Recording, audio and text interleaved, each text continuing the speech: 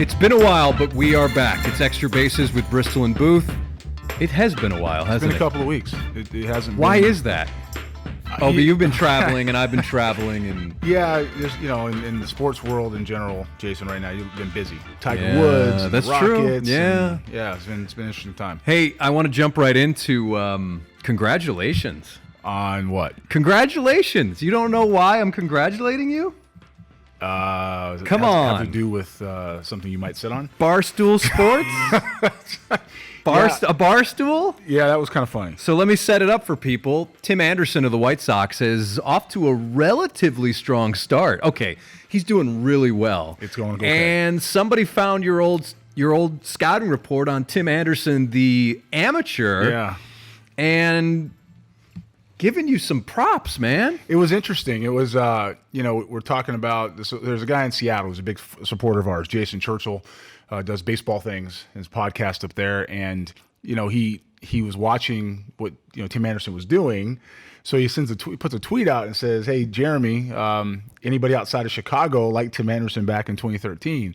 And I was like, "Nope, never heard of him." And I put a screenshot of my report, and so I guess Barstool picked up on it and kind of ran with it. It was kind of funny.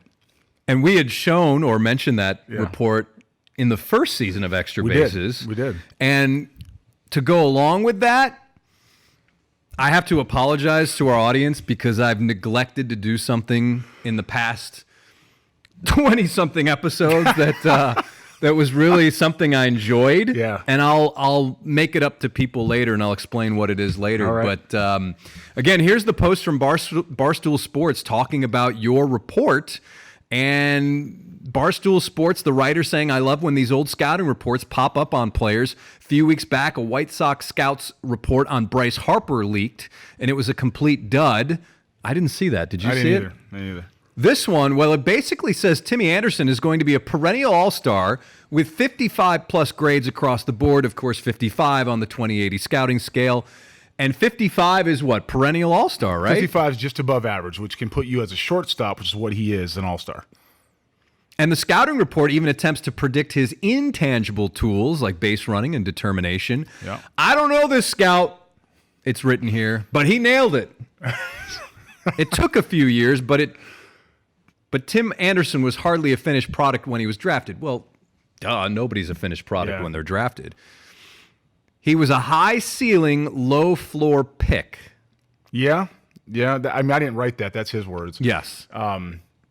Tim Anderson at the time, man, he was one of my most favorite players to scout. It was a unique skill set and history with him. And for those who don't know the history of Tim Anderson, and it's hard to believe that was all the way back in 2013. So that wasn't exactly yesterday when he was an amateur. He's a basketball player from Alabama, played a little high school baseball, and he goes into a junior college in Mississippi. And his first year, he goes and plays, I want to say it was the Jayhawk League. Mm-hmm. And he tears the cover off the ball, steals a bunch of bases, and now all of a sudden it's like, hey, what do we got? Like, maybe he's not just an athlete. Goes back his sophomore year, and now all of a sudden he's a star. Now he's tearing the cover off the ball, and he's a 70 runner, and he can play some shortstop, and he's got some instincts, and it's crude. It's not great, but man, if you're watching it, you're like, this guy is going to be really good. And you had to really bear down and really scout. It's actually a fun for a scout that goes out and sees everybody throwing 93, 94, and sees, everybody's got a curveball, and they're all 6'1" and right-handed. I mean, that's what we call vanilla. Sorry, it is, okay? This guy was the opposite of that. You had to dream. You had to project, you had to scout, you had to really center who he was as a player. And that report was hard to write, but it was also very fun to write. Tim Anderson on Wednesday, as we tape this, a little bit of a bat flip, Okay, a little bit, yeah. And did it go in the stands? Is that how far you threw it? Well, that would be a lot of a bat flip. Jeez. Got thrown at later in the game, not unexpected. Yeah. Was that the right call by the Royals? I can't ever endorse somebody getting thrown at, but Jason, I gotta say, you know what? And I love Tim Anderson's makeup, and I love he's the face of the White Sox and what he can be. But I'm gonna tell you what, it's gotten a little bit nuts. And was a meaningless home run. Yes, have fun, enjoy the game, absolutely.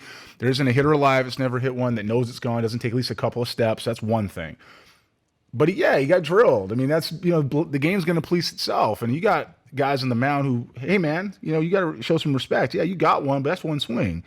and he got hit. And then he overreacted a little bit. And instead of just going to first base and playing the game, he overreacted. So he got a little out of control. Randall Grichuk from the area, former Little League star. Yeah.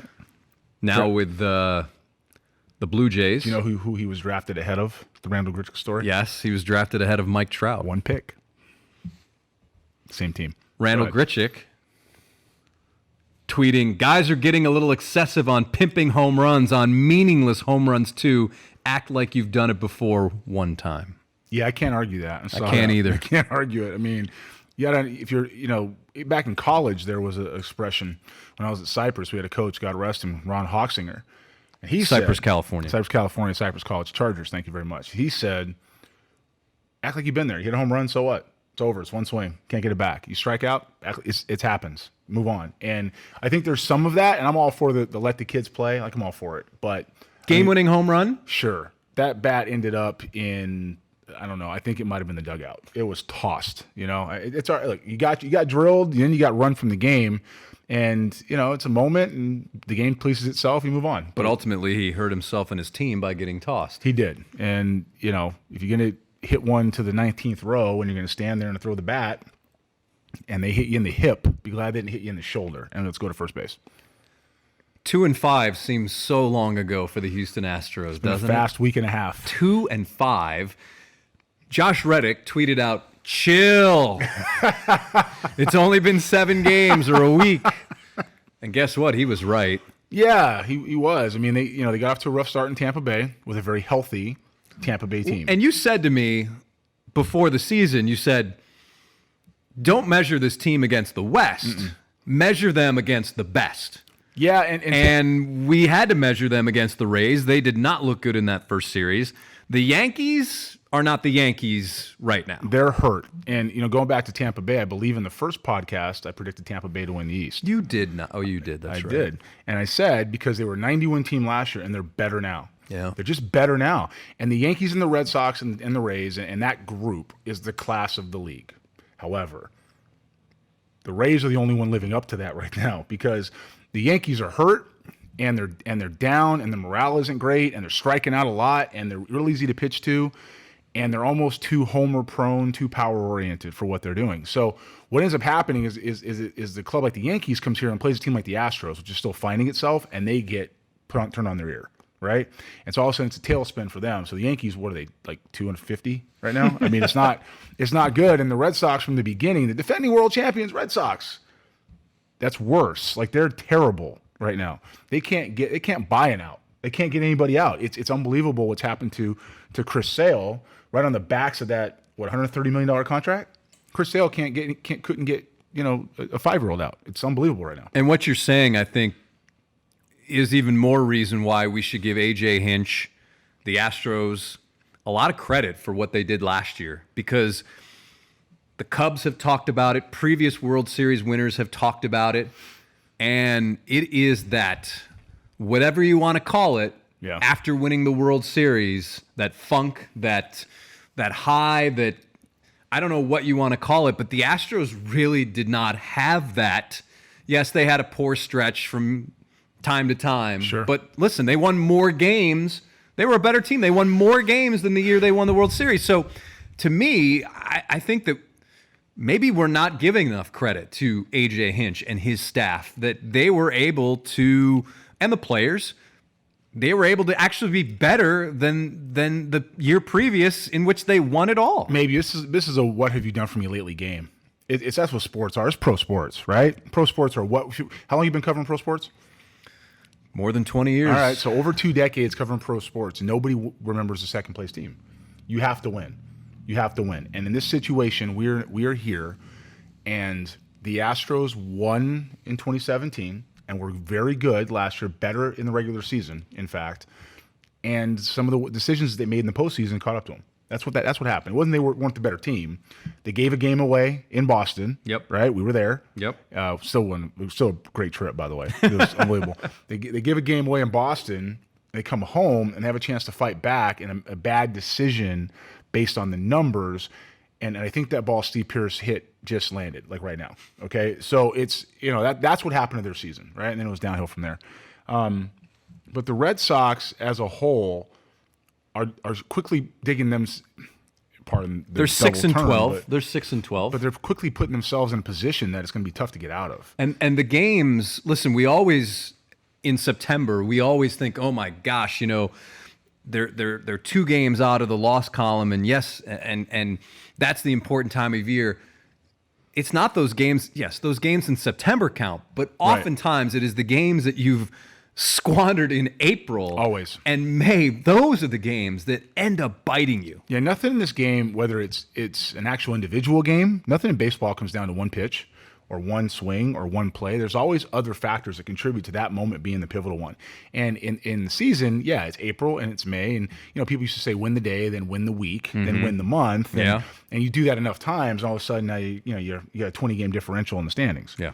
So I think the Astros deserve a lot of credit for what they have. Most recently, they deserve a lot of credit for locking up their stars that they have paid, because that's important to win, especially with what's in the system behind it. They need to keep that here.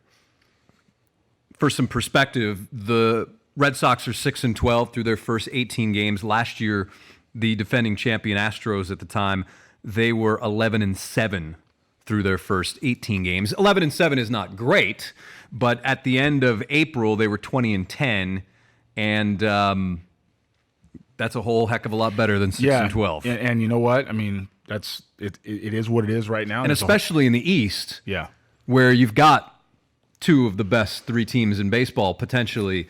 Those 6 games, that 6-game differential, that really could be the difference between being in the postseason and not being in the postseason. It could, especially if it plays out the way the rest of the year. It really could. I still think Tampa Bay wins the division. I know we're talking April 17. We're only 18 games in, right? But they're a good club, even without Blake Snell, who broke his toe. But come on, Blake. But anyway, I think that they're a better team. So the Astros are going to have to. They need to look at that division. The rest of the schedule, when they come off that 2-5 road trip, it's Oakland at home. Okay, we run through them, right? Then it's the Yankees behind that, who hurt, run right through them. Then it's Seattle, who was playing way over their skis unsustainably. Mm-hmm. Guess what? Yep, ran through them too. And now they're back in Oakland and won last night. So they're winning the part of the schedule they're supposed to. And, yeah, the first series in Texas wasn't great, at Texas, but if they win the games they're supposed to, they'll what did I say, 103 wins? What'd you say, 102? Somewhere in there? I think I said 101. 101. So they'll be over 100 wins, by the end of the year, and maybe more, because the division is such disparity in who can play and who can't. And then it's about the East. So there's no threat in the Central for me to the Astros, right? So it's the West and the East. Biggest surprise thus far on this 2019 Astros team for you? All right, so you're going to say that you're not surprised with this, and that's okay. Can you say it and then let me say it, but please? I know you. Can I give okay. Colin McHugh. Oh, come on. I'm not surprised. You're surprised by this? I still don't believe in Colin McHugh as a... He won 19 games one year as a starter. But he was out of the rotation last year.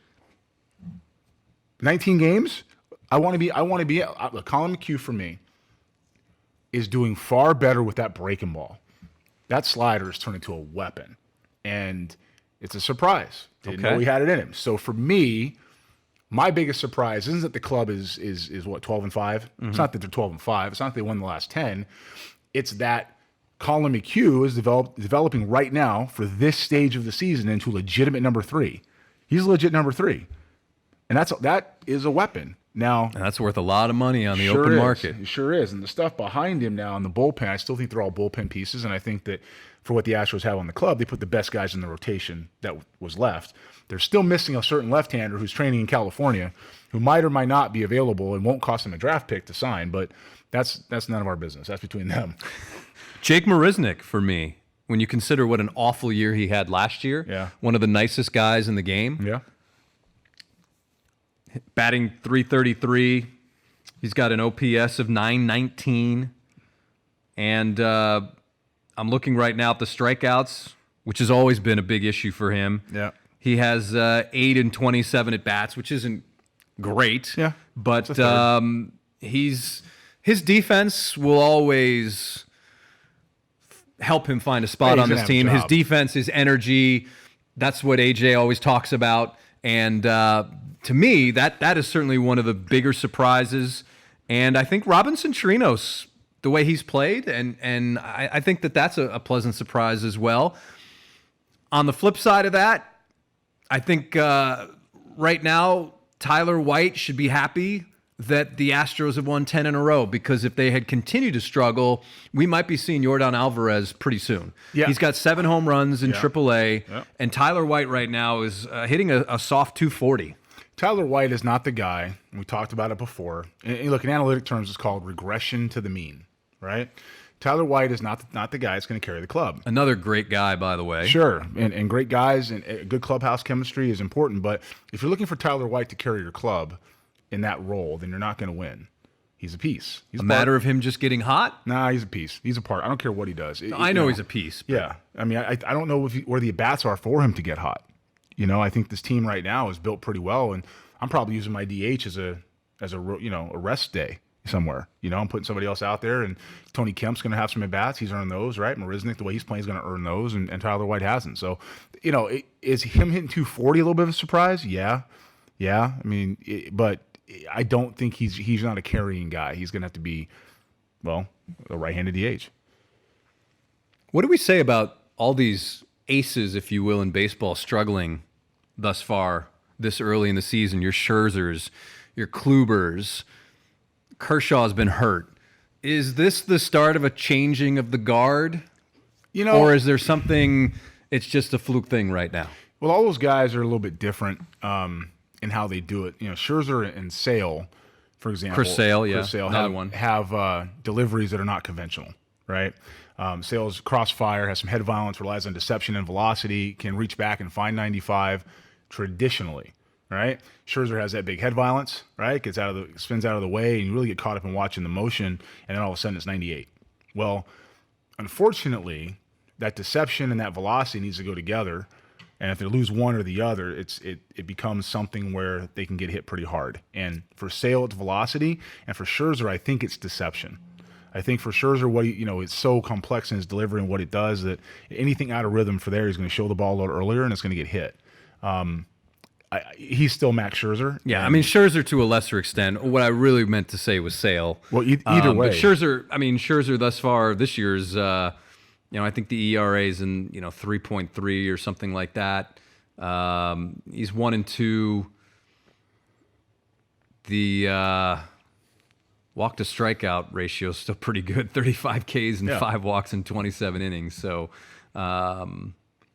he'll be fine for a while. Kluber's ERA is so which one should we be most concerned about? Is it Sale? I'm concerned about Sale just because of the 6 years and $130 million. That, and he's saying right now, I stink. Yeah, I mean, it's not good. At some point, it becomes a mental thing as well. It does, and Kluber's another one that's concerning because that started trending last year, right? That one we saw last year a little bit. Didn't go the right way.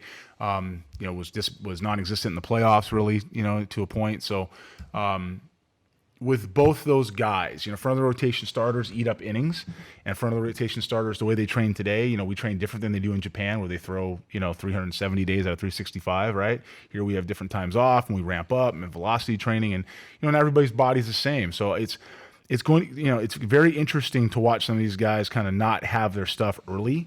Maybe it's spring training, maybe it's off-season prep, maybe it's time. We don't know yet. Kluber on Sunday, 2 2/3, walked 5, allowed 6 runs. In 3 starts, he's pitched only 12 innings and given up 11 earned. Wow. That's a lot. And of course, they've got some issues right now with Clevenger as well. Yeah, so Mike's hurt. That's not a good situation. No, and the Indians we knew weren't going to be the same, right? I think that they need to put themselves in a position to deal what they have. Trevor Bauer has made no secret that he's not going to sign a long-term extension with anybody. It's 1 year contract. So, what they do as a franchise, I think, with the youth movement that they do have, and they are a very good development organization. They'll have stuff in the system always. Kluber's early success will dictate what happens with him halfway through. I want to get back to that scouting report, the Tim Anderson scouting report. In a position or a profession that there's not a lot of accolades, I guess. Yeah, none. None. Is that something that scouts live for? Like to nail that guy, to have a report that, wow, that's my guy. Like, I wrote this guy up perfectly. Or in the grand scheme of things, does it kind of get lost over the years in the piles of paperwork and files that are on these scouting directors and teams' computers? You know, it used to be, man, time flies. It used to be that you got rewarded for stuff like that with promotions and contracts, right? If you got players right, especially a guy like Anderson, who you didn't take, and was 4 or 5 picks behind you. I think he was 4 picks behind, 5 picks behind. We took DJ Peterson at 12 that year, so he was 5 picks behind us, right? That's one you wish you'd had back. Yeah, it's one where you look back and you know what, that pays off somewhere. You know, today's game, I don't know if that's as prevalent. I think today's games, because of the analytics and the video and all that, I think not so many quote unquote hard. How do I say this? Baseball lifers, perhaps. So I'll get into it. Okay, that's what we do, right? Yep. There's quite a bit of reports I wrote in Seattle of big leaguers, that guys that were good players, that I took a lot of heat for. I'm not going to go further than that because I'm going to keep my. When you say heat, as in you are way ahead of your skis, like you are over projecting them. I'm gonna roll with it, and I'm gonna answer that 100%. Okay. Okay. Took a lot of heat in as my role as a cross checker in Seattle for reports like Tim Anderson, reports like Cody Reed, reports like David Fletcher, reports like Kevin Gosman, to name a few. Okay. It's just because it didn't agree with the people that were actually making that decision. So my role was more like middle management. Yeah, okay. Your job is to oversee the area scouts. Your job is to double check their work in a sense. Correct. And my GM at the time, to basically give another set of eyes to say, you know what, I see what this guy's seeing. Yeah, and my GM at the time, Jack Zarenzik, is a great dude and is good to me today and was like an uncle and a godfather and a million different things. But the reality is I didn't agree with some of the people that were making the selection that were above me. Right, that were more in tune with what direction we were going to go. I didn't care if I did or not. That wasn't my job. My job wasn't to make the pick. My job was to get guys in the right park. And whatever we did there as an organization to make that decision, I was good with, because that's part of moving as a unit. Okay, so when I see something like that, a report that I kind of get the term is crushed for. Okay, when I see that, it's a satisfaction to me. It's like, all right, I did a good job. All you want to do in this game as a scout is know you did a good job. You don't go become a scout for accolades. You don't become a scout because you're looking for somebody to tell you you're great. It's not about you. It's about the players. It's about what the fans are getting out of it. And if you really, really die hard, bleed the game like I do, like a million other people do that are doing this, it's about the city. You want the city to do well. And good players can change a city. And Tom McNamara, former scout and director of mine, said one player can change a city. And you know what? He was right. He was right. One player can change a city. He might have got that from Jack, but Tom's the one who gave it to me. So, yeah, for me, when Barstool picks it up, that's kind of funny. Yeah. That's funny. Because it's all these years later. Yeah, but, you know, it does feel good to look back on your list and know, yeah, I did all right. Now, one of my mentors challenged me when he saw that. He said, all right, I know you got right. Who'd you miss? Go back and look and see what you missed. And you know who I missed? My biggest miss of all time? I know your biggest miss of all time is? Paul Goldschmidt. Texas State. Absolutely. Whiffed, late. I saw him 5 times and couldn't get it. And that worked out okay for Paul. Okay. But next time came around was a guy named Reese Hoskins. Who then you gave that Paul Goldschmidt comp to. Because you learn from it, right? So, and that was one that went in the 5th round and we couldn't get to him. And I was like, hello. You know, so yeah, the answer to your question is when you take a lot of heat for it, you're not looking for promotions or you're looking for, yeah, all right, I did a good job. But why would you feel that you're taking? Why would people give?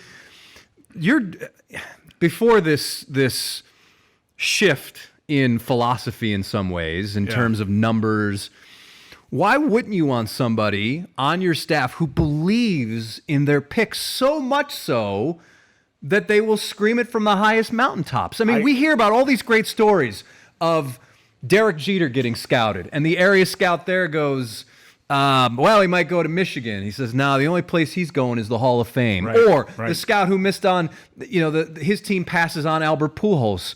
Or these other players that we hear where guys quit. They quit because their team didn't believe in that selection. You want to know what's funny? The irony of it. Why is that bad? So let me back up to that because, the 2 guys you mentioned, the 2 stories, Jeter and Pujols, I worked with both those guys. The scouts. The scouts. The first guy's name is Dick Groach. He actually drafted Jeter and signed him with the Yankees. Yeah. Sixth pick. Yeah. Second guy's name is in recently passed, and God rest him, Fernando Rango. And he was the guy that fought with the Rays at the time, they were Devil Rays, about drafting Pujols. They passed. Kid went in the 13th round. Worked out okay. And I worked with both those guys. And there's others, by the way. I just can't think of right off the top of my head. But where this is interesting is I worked with both of those guys with the Milwaukee Brewers. Do you know who the scouting director was in the Milwaukee Brewers? It was Jack Zarenzik. Okay? And so the tree there was very much believe in your convictions, center the player, scout the player, feel the player, understand the game, and tell me what you think. Don't let anybody else color what you're saying. We'll find supplemental information, and we'll put that together, and we'll make the decision. That's fine, but tell us what you think. So all I ever knew, for the most part, was that. Minnesota Twins, same way, right? Darren Johnson and Terry Ryan and Mike Radcliffe and Tim O'Neill and all those guys that I spent time with, Sean Johnson, that was the same message. Joe McIlvain, former GM, actually was a Mets, early in the 80s. Yeah, and that's Strawberry the and all. Strawberry, Yeah, Gooden, Kevin Mitchell. And a funny story is Tim and I, at the time, Tim O'Neill and I, didn't agree on Sonny Gray versus another, unfortunately deceased, this seems to be a weird day, Daniel Webb, okay? And Joe said, believe in your convictions. Stay with your player. Stay with your gut. My guy was Sonny. Okay, I wanted Sonny Gray, but it didn't matter. It wasn't like we took it personal. We're gonna have fights. And today it seems like people take it personal. They take it personal if you have an opinion that is different than them, and then God forbid you're right. Like, who cares? This game is gonna humble you 100% of the time. It doesn't matter if you're right, wrong, or otherwise. To be good at this game, you have to want to walk through fire and run through a wall every day of the week, because somebody's going to come behind you and try to stab you in the back and get it. And they don't want to say that. They don't want to say that today. I've never been afraid of saying what's on my mind. I think we can establish that. And so when it comes to that report and others like that, for whatever reason, just didn't agree with somebody above me. And yeah, the heat comes down sometimes for that. Shouldn't, but it did.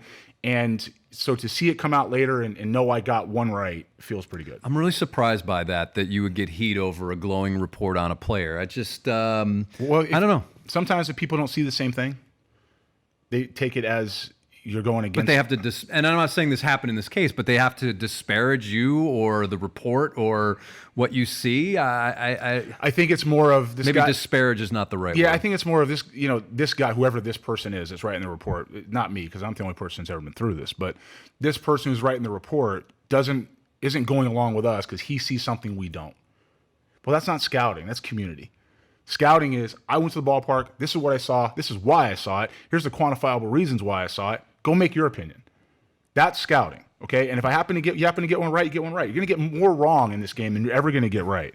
I just had good mentors, man. I had good teachers. Ray Montgomery and I spent a lot of time in the car. He's now the special assistant with the Brewers. Yep. Once again, the Milwaukee Brewers, right? A lot of time in the car going over this stuff. And so, I guess back to the original question is the accolades aren't why you do it, but when something picks up on you, got one right, it's nice to get a little pat on the back. Do you do it for all the rewards points you get? Those are pretty high. No. All right, so here's why I have to apologize. One of the coolest parts of this podcast when we first started out was to go back. That was funny. What was funny? That was funny, the rewards points. That was funny. Yeah. Those are good. Thanks. One of the coolest parts of this podcast, which I've neglected to follow through on in the past 22 of them, was your old scouting reports. And we need to get back to that, Jeremy. We need to get back to this. So today we're going to get back to it. And in front of me today, huh? Nope. What? You're not on a Barstool. No, I'm not on a Barstool. All right. We are going to look back at one of your past scouting reports. And today we are going to look at, from the New York Mets, first baseman Dominic Smith. And the reason I bring this up now, Dom Smith has had a pretty interesting career thus far. It's safe to say that he has not lived up to expectations. Being drafted in the first round, a advanced hit tool, right? Yeah. The power has not really manifested itself, correct? Yeah, I mean, doubles type first baseman. I don't remember what I wrote in the report, but doubles type. But right now, small sample size, but in New York, sometimes that's what you need at the beginning of the season is to get off to a hot start before all the fans turn on you. I mean, Dominic Smith right now is hitting 450, OPS over 1,000, 9 hits in his 20 at-bats. But considering what he's dealt with both on the field and conditioning-wise, and there's been some issues about his body and things like that, he's off to a great start. I think it's safe to say that. So here's what you wrote about Dominic Smith in, darn it, 2013? Is that what this is? Same year. Okay. Regular first baseman in major league role, potential 5 hitter in your lineup, gamer with instincts and real-world hitability. Run saver at first base around the bag, saves infielders, throws routinely. Punctuation's always bad on these. Not your fault. No, it's just loose extra base swing with power to the pull side and doubles to the opposite field. Gets on front side early at times and loses the barrel. Squares it up consistently when his timing is on. Hit over power profile, will produce runs. Fair athlete with offensive ceiling. I love these comps, man. I love these comps because this goes back to like when I was a kid. Player comparison. I'll do physical description first. Thick body with strength, hip, high waist, sloped shoulders, long arms and legs. Comments, moves okay, rhythm to actions. Athleticism average. Player comparison, Mike Easler. Yeah. Mike Easler was a pretty good player. Pretty good player for a while. And the other one I struggled with on him was Franklin Stubbs. Wow. Who's a former Dodger. I want to say he was a Brewer. Yeah, yeah. And I used to, I grew up in LA, so I saw Franklin Stubbs a lot in the 80s.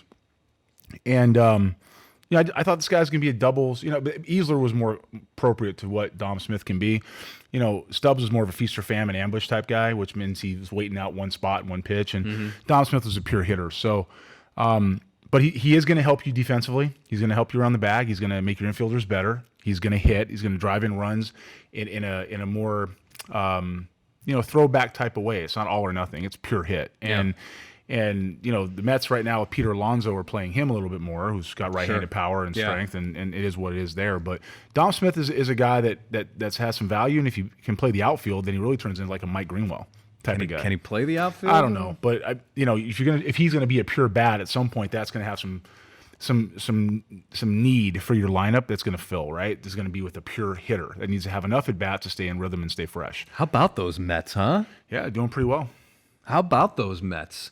And they've got some issues, good issues, because they've got some guys that will be coming off the injured list and things like that. And it's almost like they're going to have some issues on where guys are going to play. But really, I mean, when you look at that National League, New York, certainly the Dodgers are still there, hitting home runs in bunches. And that New York team, hey, so far, hand it to Brody. Brody's done a good job. And you know what? They got such good pitching at the front, even though DeGrom I don't think is right at the moment in time. Just something's out of sync. Those guys are pretty good.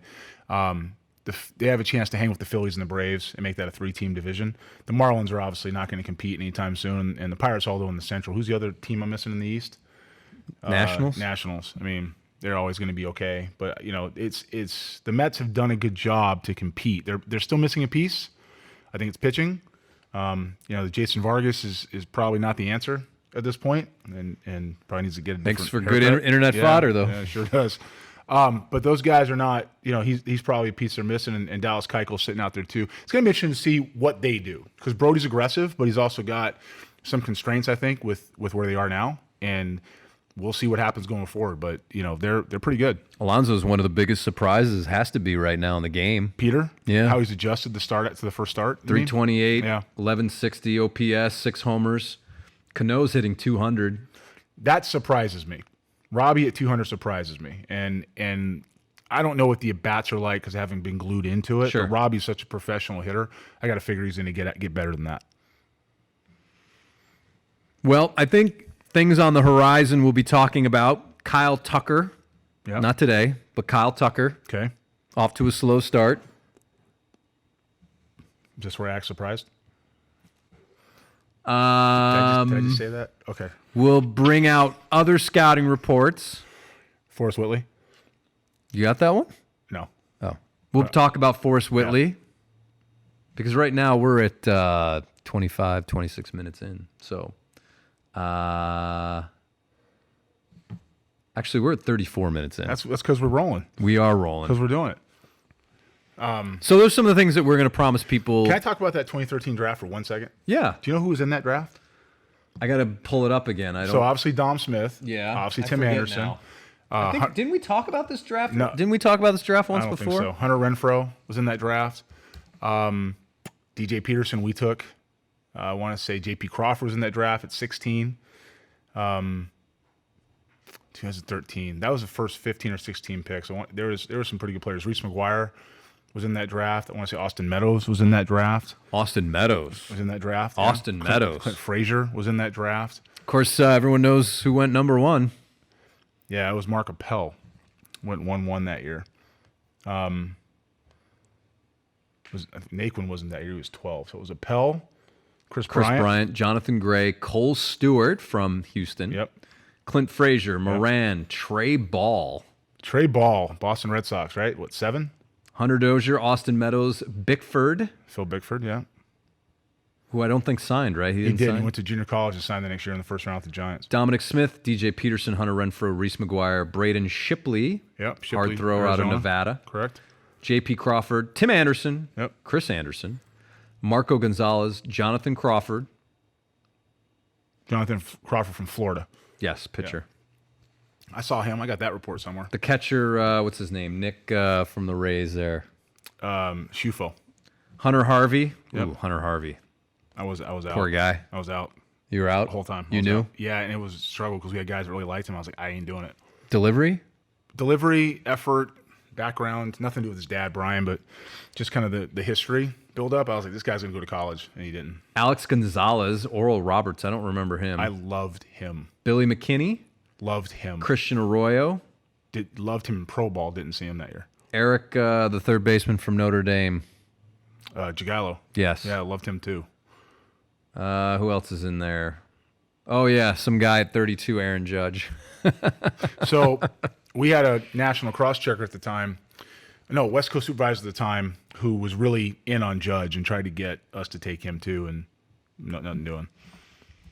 It's interesting how that goes, right? Yeah. Go back and look at who you didn't take.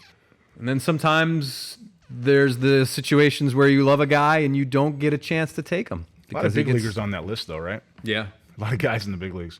Adam Frazier went later in the draft. He went in the sixth round of the Pirates. 6th round. And he's doing okay. I have that report, too, somewhere. You can look that one up as well. Which one? Adam Frazier. I sent you that one. Chichi Gonzalez. I loved him. Loved him. I want to say Michael Kopech might have gone that year, too. No, Michael Kopech was 14. He was 14. On the temporary inactive list. Yeah, I don't know what that's about. But Chichi Gonzalez had a good arm and was slider dominant. And he, was probably a reliever in the end. And I think Mac got that one right. Tom got that one right. But he was a fast mover and somebody who could help you in the bullpen. He's an isotope right now. Absolutely. All right. Wrap it up. We're done. All right, everybody. Cue the music. For Jeremy, I'm Jason. Thanks again for listening to Extra Bases.